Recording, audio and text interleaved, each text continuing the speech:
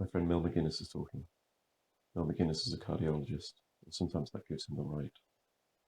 The four of us were sitting around his kitchen, drinking gin. Sunlight filled the kitchen and the big window behind the sink. There were Mel and me, and his second wife, Teresa, Terry, we called her, and my wife, Laura. We lived in Albuquerque then, but we were all from somewhere else. There was an ice bucket on the table. The gin and the tonic water kept going round, and we somehow got onto the subject of love. Mel thought real love was nothing less than spiritual love. He said that he'd spent 5 years in seminary before quitting to go to medical school. He said that he still looked back on those years in the seminary as the most important years of his life. Terry said the man that she lived with before she lived with Mel loved her so much that he tried to kill her. And Terry said, "He beat me up one night, dragged me around the living room by my ankles, kept saying, 'I love you, you bitch.' He went on dragging me around the living room. My head kept knocking onto things." Terry looked around the table. "What do you do with love like that?" She was a bone-thin woman with a pretty face, dark eyes, and brown hair that hung down her back. She liked necklaces made of turquoise and long pendant earrings. "My God, don't be silly, that's not love, and you know it," Mel said. "I don't know what you'd call it, but I sure know you wouldn't call it love." "Say what you want to, I know what it was," Terry said. "It may sound crazy to you, but it's true just the same. People are different, Mel. Sure, sometimes he may have acted crazy. Okay, but he loved me. In his own way, maybe, but he loved me. There was love there, Mel. Don't say that there wasn't." Mel let out his breath. He held his glass and turned to Laura and me. "The man threatened to kill me," Mel said. Finished his drink and reached for the gin bottle. "Terry's a romantic. Terry's the 'kick me so I know you'll love me' school. Terry, hon, don't look that way." Mel reached across the table and touched Terry's cheek with his fingers. He grinned at her. "Now he wants to make up," Terry said. "Make up what?" Mel said. "What is there to make up? I know what I know, that's all." "How do we get started on this subject anyway?" Terry said. She raised her glass and drank from it. "Mel always has love in his mind," she said. "Don't you, honey?" She smiled, and I thought that was the last of it. "I just wouldn't call Ed's behavior love, that's all I'm saying, honey," Mel said. "What about you guys?" Mel said to Laura and me. "Does that sound like love to you?"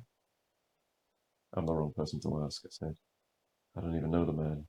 I only heard his name mentioned in passing. I wouldn't know. You'd have to know the particulars, but I think what you're saying is that love is absolute." Mel said, "The kind of love I'm talking about is, the kind of love I'm talking about, you don't try and kill people." Laura said, I don't know anything about Ed or any situation, but who can judge someone else's situation?" I touched the back of Laura's hand. She gave me a quick smile. I picked up Laura's hand. It was warm, the nails polished, perfectly manicured. I encircled the broad wrist with my fingers, and I held her. "When I left, he drank rat poison," Terry said. She clasped her arms with her hands. "They took him to the hospital in Santa Fe. That's where he lived then, about 10 miles out. They saved his life, but his gums went crazy from it. I mean, they pulled away from his teeth. After that, his teeth stuck out like fangs." "My God," Terry said. She waited a minute and then let go of her arms and picked up a glass. "What people won't do," Laura said. "He's out of action now," Mel said. "He's dead." Mel handed me the saucer of limes.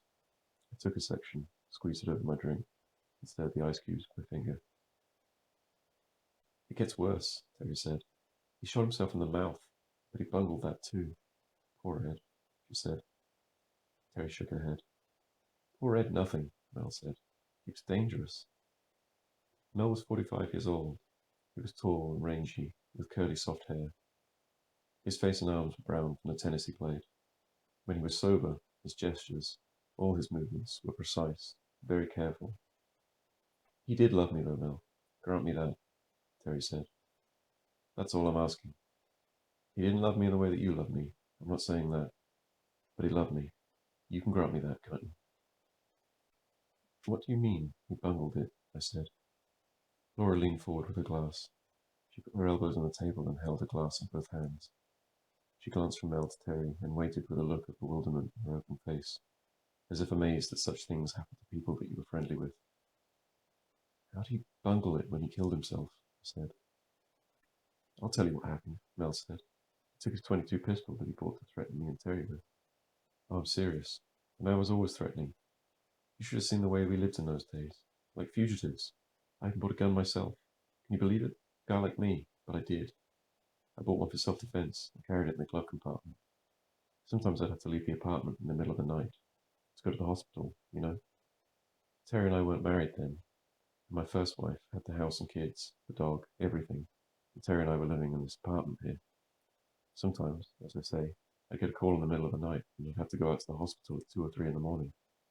It'd be dark out there in the parking lot. I'd break into a sweat before I could even get into my car. I never knew if he was going to come up out of the shrubbery or from behind a car and start shooting. I mean, the man was crazy. He was capable of wiring a bomb. Anything. He used to call my service at all hours, say he needed to talk to a doctor, and when I'd return the call, he'd say, "Son of a bitch, your days are numbered." Things like that. It was scary, I'm telling you. I still feel sorry for him, Terry said. Sounds like a nightmare, Laura said. But what exactly happened after he shot himself? Laura's a legal secretary. We met in a professional capacity. Before we knew it, it was a courtship. She's 35, 3 years younger than I am. In addition to being in love, we like each other and enjoy one another's company. She's easy to be with. What happened? Laura said. Mel said. He shot himself in the mouth in this room. Someone heard the shot and told the manager. They came in with a pass key, saw what had happened, and called an ambulance. I happened to be there when they brought him in, alive, but past recall. The man lived for 3 days. His head swelled up to twice the size of a normal head. I'd never seen anything like it. I hope I never do again. Terry wanted to go in and sit with him when she found out about it. We had a fight about it. I didn't think that she should see him like that. I didn't think that she should see him, and I still don't. Well, who won the fight? Laura said. I was in the room with him when he died, Terry said. He never came up out of it, but I sat with him. He didn't have anyone else. He was dangerous, Mel said. If you call that love, you can have it. It was love, Terry said. Sure, it's abnormal in most people's eyes, but he was willing to die for it. He did die for it. I sure as hell wouldn't call it love, Mel said. I mean, no one knows what he did it for. I've seen a lot of suicides, and I couldn't say that anyone ever knew what they did it for. Mel put his hands behind his neck and tilted his chair back. I'm not interested in that kind of love, he said. If that's love, you can have it. Terry said. We were afraid. Mel even made a will out and wrote it to his brother in California who used to be a Green Beret. Mel told him who to look for if something happened to him. Terry drank from a glass. She said, But Mel's right. We lived like fugitives. We were afraid. Mel was, weren't you, honey? Terry drank from her glass. She said, Mel's right. We lived like fugitives. We were afraid. Mel was, weren't you, honey? I even called the police at one point, but they were no help. They said they couldn't do anything until Ed actually did something. Isn't that a laugh? Terry said. She poured the last of the gin into her glass and waggled the bottle. Mel got up from the table and went to the cupboard. He took down another bottle. Well, Nick, I know what love is, Laura said. For us, I mean, Laura said. She bumped my knee with her knee. You're supposed to say something now, Laura said, and turned to smile at me. For an answer, I took Laura's hand and raised it to my lips. I made a big production out of kissing her hand. Everyone was amused. We're lucky, I said. You guys, Terry said. Stop that now, you're making me sick. You're still on the honeymoon, for God's sake. You're still gaga. Crying out loud. Just wait. How long have you been together now? How long has it been? A year? Longer than a year? Going on a year and a half, Laura said, flushed and smiling. Oh, no, Terry said. Wait a while. She held her drink and gazed at Laura. I'm only kidding, Terry said. Mel opened the gin and went around the table with the bottle. Here, you guys, she said. Let's have a toast. I want to propose a toast. A toast to love. It's true love, Mel said. We touched glasses. To love, we said. Outside in the backyard, one of the dogs began to bark. The leaves of the aspen that leaned past the window ticked against the glass. The afternoon sun was like a presence in this room, the spacious light of ease and generosity. It could have been anywhere, somewhere enchanted. We raised our glasses again and grinned at each other like children who had agreed on something forbidden. I'll tell you what real love is, Mel said. I mean, I'll give you a good example, then you can draw your own conclusions. He poured more gin into his glass. He had an ice cube and a sliver of lime. We waited and sipped our drinks. Laura and I touched knees again. I put a hand on her warm thigh and left it there. What do any of us really know about love? Mel said. It seems to me we're just beginners at love. We say we love each other, and we do. I don't doubt it. I love Terry, and Terry loves me. And you guys love each other too. You know the kind of love I'm talking about now. Physical love. That impulse that drives you to someone special, as well as the love of some person's being. His or her essence, as it were. Carnal love and, well, call it sentimental love. The day-to-day caring about the other person. But sometimes I have a hard time accounting for the fact that I must have loved my first wife too. But I did. I know I did. I suppose I'm like Terry in that regard. Terry and Ed. He thought about it, and then he went on. There was a time when I thought that I loved my first wife more than life itself, but now I hate her guts. I do. How do you explain that? What happened to that love? What happened to it is what I'd like to know. I wish someone could tell me. Then there's Ed. Okay, we're back to Ed. He loves Terry so much, and he tries to kill her, and he winds up killing himself. Al stopped talking and swallowed from his glass. You guys have been together 18 months, and you love each other. It shows all over you. You glow with it. But you both loved other people before you met each other. You've both been married before, just like us. You've probably loved other people before that too, even. Terry and I have been together 5 years, been married for 4. And the terrible thing is, that the good thing too, the saving grace, you might say, is that if something happened to one of us, excuse me for saying this, but if something happened to one of us tomorrow, I think the other one, the other person, would grieve for a while, but then the surviving party would go out and love again, have someone else soon enough. All of this love that we're talking about, would just be a memory. Maybe not even a memory. Am I wrong? Am I way off base? I want you to set me straight if you think I'm wrong. I want you to know. I want to know. I mean, I don't know anything. I'm the first one to admit it. Mel, for God's sake, Terry said. She reached out and took hold of his wrist. Getting drunk, honey? Are you drunk? Honey, I'm just talking, Mel said. All right? I don't have to be drunk to say what I think. I mean, we're all just talking, right? Mel said. He fixed his eyes on her. Sweetie, I'm not criticizing, Terry said. She picked up a glass. I'm not on call today, Mel said.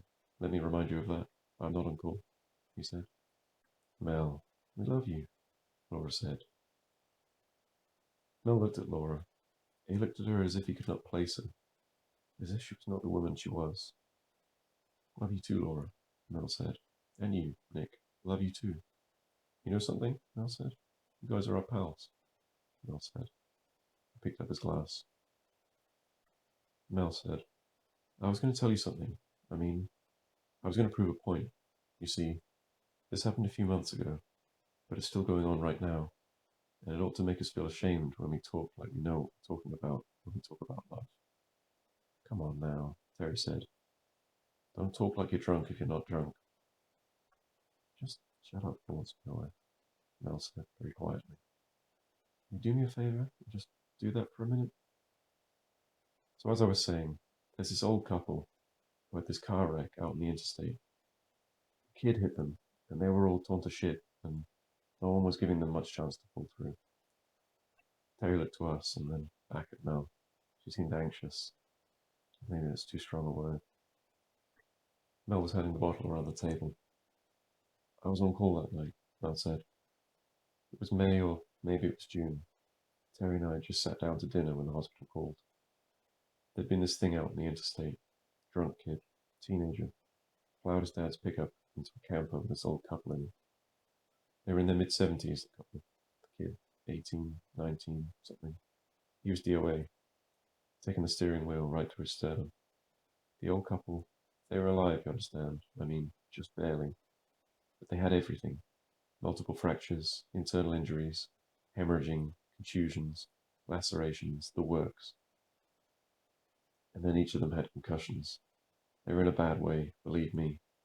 And of course their age was two strikes against them. I'd say she was worse off than he was, ruptured spleen along with everything else. Both kneecaps broken. But they'd been wearing their seatbelts, and God knows, that's what saved them for the time being. Folks, this is an advertisement for the National Safety Council, Terry said. This is your spokesman, Dr. Melvin R. McGinnis talking. Terry laughed. Mel, she said, sometimes you're too much. But I love you, hon, she said. Honey, I love you too, Mel said. He leaned across the table. Terry met him halfway. They kissed. Terry's right, Mel said as he settled himself again. Get those seatbelts on. By the time I got down there, the kid was dead, she said. He was off in a corner, laid out on a gurney. I took one look at the old couple and told the ER nurse to get me a neurologist and an orthopedic man, and a couple of surgeons down there right away. He drank from his glass. I'll try and keep this short, he said. So, we took the two of them up to the OR and worked like fuck on them most of the night. They had these incredible reserves, those two. You see that once in a while. So we did everything that could be done. Towards the morning, we're giving them a 50-50 chance. Maybe less than that for her. So here they are, still alive the next morning. So, okay, we moved them into the ICU, which is where they both kept plugging away for 4 weeks, getting it better and better on all the scopes. So we transfer them out into their own room. Mel stopped talking. He said, let's drink this cheapo gin the hell up. Then we're going to dinner, right? Terry and I know a new place. That's where we'll go. It's this place we know about. We're not going until we finish up this cut-rate lousy gin. Terry said, we haven't actually eaten there yet, but it looks good. From the outside, you know. I like food, said Mel. If I had to do all over again, I'd be a chef, you know. Right, Terry? Mel said. He laughed. He fingered an ice in his glass. Terry knows, he said. Terry can tell you. But let me tell you this. If I could come back again in a different life, a different time and all, you know what? I'd come back as a knight. You were pretty safe wearing all that armor. It was all right being a knight until gunpowder and muskets and pistols came along. Mel would like to ride a horse and carry a lance, Terry said. Carry a woman's scarf with you everywhere, Laura said. Or just a woman, Mel said. Shame on you, Laura said. Terry said, I suppose you came back as a serf. The serfs didn't have it good in those days, Terry said. The serfs never had it good, Mel said. But I guess even then, knights were vessels to someone. Isn't that the way it worked? But then, everyone's always a vessel to someone. Isn't that right, Terry? What I liked about knights, besides their ladies, was that they had that suit of armor, you know? They couldn't get hurt very easily. No cars in those days, you know? No drunk teenagers to tear into your ass. Vassals, Terry said. What? Mel said. Vassals, Terry said. They're called vassals, not vessels. Vassals, vessels, Mel said. What the fuck's the difference? You know what I meant, anyway. Alright, Mel said. So I'm not educated. I learn my stuff. I'm a heart surgeon, sure. I'm just a mechanic. I go in and fuck around and I fix things. Shit, Mel said. Modesty doesn't become you, Terry said. He's just a humble sawbones, I said. But sometimes they suffocated in all that armor, Mel. They'd even have heart attacks. They got too hot. And they were too tired and worn out. I read somewhere that they'd fall off their horses and not be able to get up because they were too tired to stand with all the armor on. They got trampled by their own horses sometimes. That's terrible, Mel said. That's a terrible thing, Nicky. I guess they just lay there and waited until someone made a shish kebab out of them. Some other vessel, Terry said. That's right, Mel said. Some vassal would come along and spear the bastard in the name of love. Whatever the fuck it was they fought over in those days. Same things we fight over these days, Terry said. Laura said. Nothing's changed. The colour was still high in Laura's cheeks. Her eyes were bright. She poured a glass into her lips. Mel poured himself another drink. He looked at the label closely as if studying a long row of numbers. Then he slowly put the bottle down on the table and slowly reached for the tonic water. What about the old couple? Laura said. You didn't finish the story you started. Laura was having a hard time lighting a cigarette. The matches kept going out. The sunshine inside the room was different now, changing, getting thinner.